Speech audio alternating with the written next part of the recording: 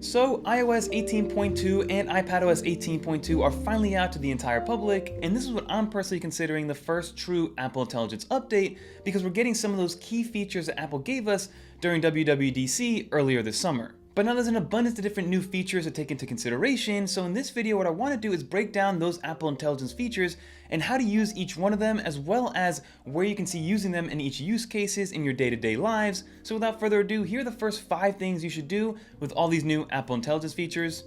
Let's get into it. Now I mentioned this in my iPadOS 18.2 walkthrough, which I highly recommend seeing to see all the ins and outs and all the nuances of all the new features that we got, both AI and non-AI related. But because of the Apple Intelligence and what it needs, there's only a certain amount of actual hardware products that are going to be supporting this on day one. So you need to have at least an iPhone 15 Pro or newer in order to get a lot of these features, as well as an M-powered iPad or the new iPad Mini 7, which does have the A17 Pro chip in there. But now that we got that out of the way, I wanted to list that out to make sure you are aware that those are the devices that will support Apple Intelligence. And then I also will be going back and forth between iOS and iPadOS, but for the most part they are relatively the same. But let's start off with visual intelligence, which is one of my favorite use cases. So now technically visual intelligence is only available on the iPhone 16 lineup of phones because it does require the camera control button. Stick around to the end so I can show you guys how to get a little bit of a workaround with the older iPhones as well as on your iPad. But basically what visual intelligence allows you to do is by default you're going to long press and hold down that camera control button on your iPhone 16, and then it's going to pull up a viewfinder, very similar to the regular camera viewfinder, but this time around it's going to have a little bit of that rainbow effect that you see with all those different UI elements that we've been seeing with the brand new Siri and Apple Intelligence. But basically what this allows you to do is take a picture of whatever you're seeing, whether it's a storefront, something in front of you, a product, and you're going to have 2 main options. Those 2 main options are going to be Ask, which is basically going to be uploading that image over to ChatGPT, and then ChatGPT is going to describe exactly what it's looking at. And then the other option is going to be Search, which is basically a reverse Google search to allow you to find out maybe a product that you're looking at or an image. Maybe you want to find out what artist drew that image or that picture, and then doing a reverse Google search will give you that information. But now what I like about this is that it's very dynamic in its nature and how it can be helpful throughout the day in different use cases.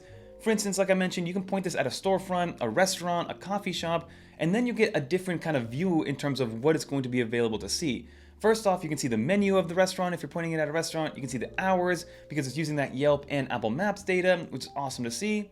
And then same thing goes from that live text situation that we had previously with iOS 17, where if you pointed at a poster or you pointed at text or you pointed at verbiage, it'll be able to read that verbiage and read that text and then be able to analyze that text and send it to different applications. For instance, if you have a date and a time, it'll ask if you want to create a calendar event, or if you have a phone number, it'll ask if you want to call or create a contact with that phone number. So this should be very useful whenever you need to maybe get some additional information and you don't know what to actually search or want to be able to write something down physically. Using visual intelligence is going to help tremendously in my opinion. And then a little side note with that camera control button, it's not really Apple Intelligence related, but they did add that new autofocus feature by being able to half press on that camera control button to autofocus and lock into your subject, which is what I've been waiting for a very long time. So I definitely recommend trying that one out if you do have an iPhone 16 model or newer. And then a small workaround for visual intelligence on non-camera control enabled devices, for instance on iPads as well as something like your 15 Pro and Pro Max, you are technically able to take a picture with the regular camera and then be able to then bring up Siri and then ask Siri what it sees in that image, and then it'll upload that image to ChatGPT, and then ChatGPT will give you that same prompt as in describing what it sees. So you can't technically reverse Google search, you can only do half as much or maybe even a quarter as much. But at the end of the day, you still can kind of sort of do it, but I did want to let you guys know that there is a little bit of a workaround to at least get some of the functionality of visual intelligence on some older devices. So now the second thing you should try is going to be Magic Wand. Magic Wand is going to be built into the Notes application, and it's going to be exclusively in the Notes application for now. Unfortunately, from my testing, it's not in freeform and it's not in that screenshot annotator, which brings up basically that Apple Pencil toolbar or the ability to annotate things, because that is where it's going to live. Magic Wand is basically a new tool in the Apple Notes app when you use your Apple Pencil. You don't technically need your Apple Pencil for this, which is a nice little plus, but basically what this is doing is it'll take a hand-drawn sketch of something that you're doing. So in some of the examples I've done in the past is a moon and a rocket ship, or a Halloween pumpkin, or even a little house. And what you're going to do is pull up the Magic Wand, circle that little sketch, and it's going to ask you for a secondary prompt, right? So this is where you're going to have to dictate and add a little bit more in terms of text and context overall to then give it something to actually put together. It does not work purely on a sketch, which is a little bit unfortunate, but if you are still very generic with whatever text you input, it'll take more of your sketch into consideration and then pull whatever data it has and analyze that and then turn it into some sort of actual illustration. So I do really like this, so if you are taking notes and you do have an idea to sketch out or something like that, but it is very poor in terms of what you're actually showing, being able to sketch something very quickly, then circle it with magic wand, and then put it on an actual note to make it look very nice, and maybe share that note or share that image is something that I am going to be using more and more, especially when you're collaborating on notes and maybe you have terrible handwriting or terrible drawing skills, which is something that I would fall under. And one limitation of Magic Wand is that it will not do anything involving people. This is for landscapes, for objects, for anything that, again, is not a person. Even something as simple as putting in which as one of the categories or one of the prompts to put in into Magic Wand, it'll still let you know like, hey, this is not allowed and we can't actually generate any images because you're asking me to put up a person. So it definitely won't work with any IPs, it won't work with people no matter how generic it is, and of course it's not going to work with people's actual names. So these next two things to try out is where I think I'm going to get most benefit personally, and I think this is where most people are going to gravitate towards, especially in the beginning after they play with something like image playgrounds and things like that.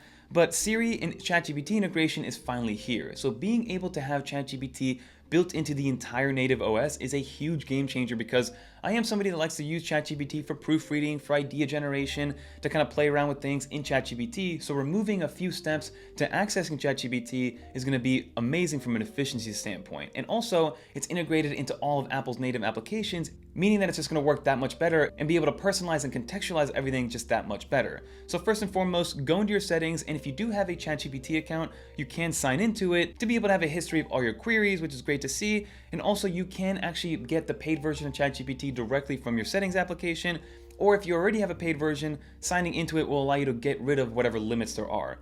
As of right now, there are some threshold limits, we just don't know specifically what it is, if it's a number count, if it's a data count, but if you do have the free version, there is no limitation on functionality, there is just limitation on the amount of requests you can do, and then it dumbs it down a little bit, so do keep that in mind.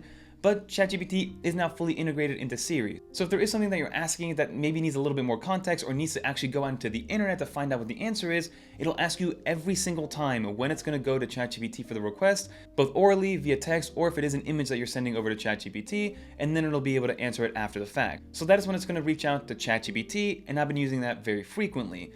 But then the cherry on top, which is the fourth thing to do, is that it's now integrated into the writing tools. So writing tools came out with 18.1, and the writing tools, it was very basic in what it was giving you from a functionality standpoint. Basically, you could highlight something and change the tone of it, you can summarize it a little bit, change the format by adding tables and bullet points, and pretty much every AI feature or AI bot could do this already. But now integrating with ChatGPT gives you two brand new options inside of the writing tools. The first new option is going to be compose. So when you pull up the writing tools on the bottom, you're going to be able to actually compose something from scratch. So if you have a prompt that you want to give it, or you want to describe something to be written out, or if you want to get real granular with it, which is how people start off with ChatGPT, or if you just want to have a conversation almost with ChatGPT, you can now do that directly from the writing tools to be able to compose something from scratch. So that's something that wasn't around with 18.1. The second thing is going to be the ability to describe this change specifically. So before with 18.1, you could pick up the generic things that Apple gave you, but now you can get real specific with how you want the changes to be made depending on the prompt and the query that you give ChatGPT that's built in to the writing tool. So again, a very powerful tool that I know a lot of people, especially people that are writing professionals, will be using more and more. And the last one that I do think everybody should try out, at least for a fun aspect, is going to be image playgrounds.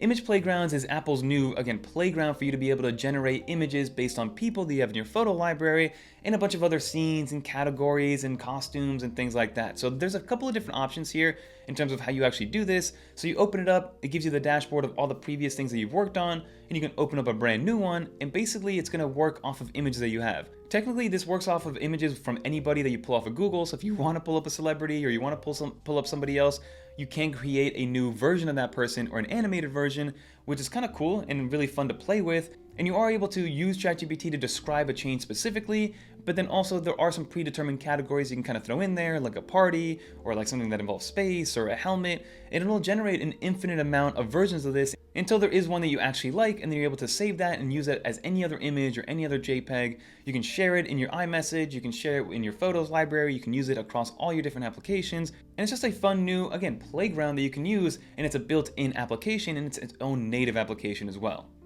So that is Image Playgrounds, and those are the 5 main things you should do with Apple Intelligence. For me, from a productivity and professional and actual use case standpoint, all things ChatGPT are something that I'm going to be using on a day-to-day or at least a weekly basis, but some other ones that I will be using on my day-to-day is something like visual intelligence. I've already been using that a ton during the beta, especially during the holiday season when I see something that I like and then I take a picture of it. I can reverse Google image search it directly on visual intelligence and then pull it up on Amazon or whatever other retailer I see fit. So being able to have all these features has been great overall, and I do recommend trying them out little by little as you go on. But that will just about do for this video, everybody. Leave a comment down below if you learned something new, if you've been playing with 18.2, what your favorite new feature of Apple Intelligence is, and most importantly, do you see yourself using this stuff on a day-to-day? Or is this going to be one of those things that maybe you use a little bit in the beginning, maybe show it off to your friends, and then after that, then you'll be done using it because, again, you don't see a real use case for it. Like I mentioned earlier, for me, the ChatGPT integrations are awesome, and everything else is just kind of nice to have to maybe show off, like I mentioned, to all my friends and family during the holiday season. But that'll do it, everybody. If you made it to the end,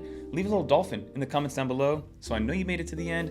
And if you want to watch more videos like this one, definitely check out one of these videos right here. We have both iOS and iPadOS full walkthroughs for you guys to check out. But until next time, I'm Fernando, and I'm out of here, everybody. Peace.